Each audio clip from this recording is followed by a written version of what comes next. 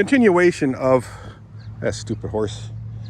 The baby horse kicked over the bucket again, and the adults walk away because they know that if they get kicked by the legs of that baby, they could knock them out. Drop my cane. Again, it's the 16th of October 2024. We're past the midpoint of October, guys. Whoops, I dropped it again. Mama. Can't you do two things at once, Dirk? Apparently not. So, Lake Havasu, Colorado River, London Bridge, and then there's other points of interest there that, like the mud pots, I think mud pits, something like that. Or is that by Salton Sea? I don't know. Salton Sea is in the area and not in the area, and Slab City is in that area too, I believe. I'm gonna have to find out. But Salton Sea, I don't know if Salton Sea is near Blythe and Quartzsite, but yeah. So Kathy and I will have a really good time, a well-deserved break from normality.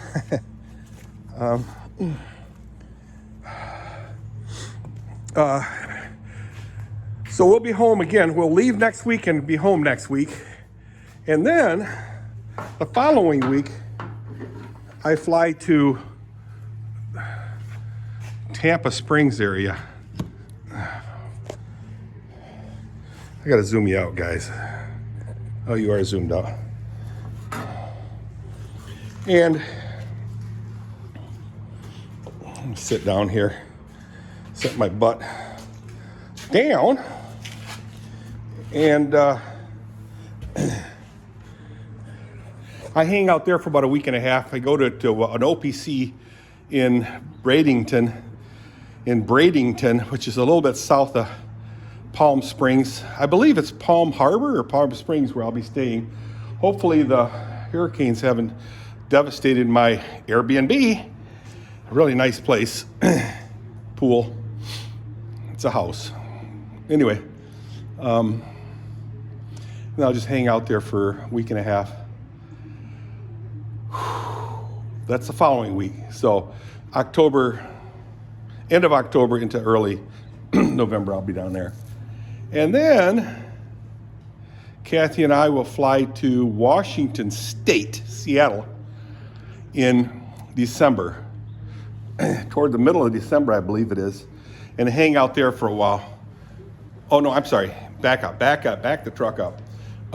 Kathy and I will fly to Austin, Texas first and hang out with Tom and Tori Miller, our daughter and son-in-law. Hang out with them for a while in Austin, Texas, the capital of Texas, Lone Star, Texas, Big T. Hang around there for a while. I don't know how many days that'll be. And then we fly back, and then Kathy and I fly back to Seattle, where we'll go to church in either Linden or a place called Nutsack. I know it sounds weird, but a place called Nutsack. We have a church there too. So I don't know which church we're going to go to.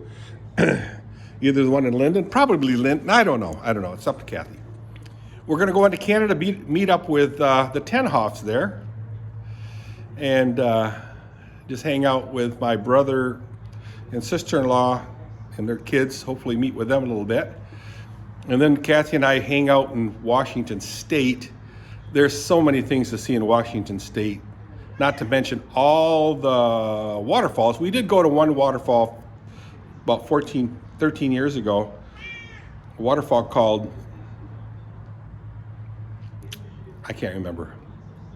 Beautiful waterfall, really tall waterfall. Then we went to a place called Deception Pass, huge river that low tide, it flows to the ocean. High tide, it flows into the mainland. It's really cool. But Deception Pass, there's a bridge across it that's humongous, which I didn't dare to walk across. Kathy and the kids did back in the day. Deception Pass, and then who else knows? What else what all else we'll do, I don't know. We went to Orcas Island years ago from a place called Anacortes City, and then we took a ferry across to Orcas Island. That stupid cat. This cat really bothers me because he starts getting violent with me. Huh? Yeah, I'm a guy and so is he. Anyway, we went to Orcas Island, huge island, drove all the way from the port of the ferry, bunch of ferries, and then we landed or drove to Mount Constitution on Orcas Island. Really cool. So check it out. Fort Constitution, I don't know, some fort, but really cool stuff out there. Lots of rain. We had a really good time down there, except the last 2 days it rained nonstop. And it was in September, I believe. You know, I really need you to get your butt off of me. Come on, get off.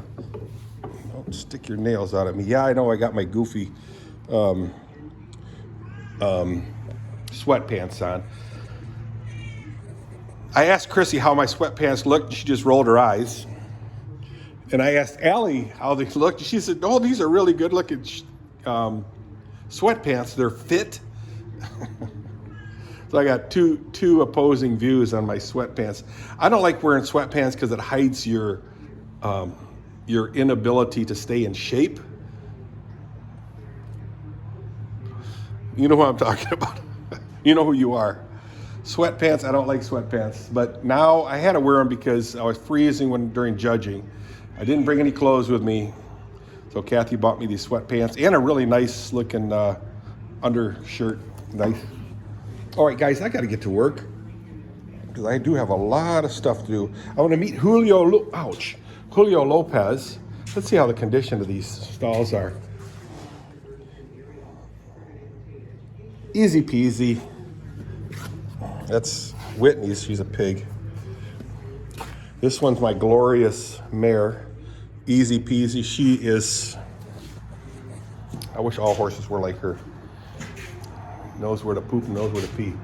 This horse is a slob.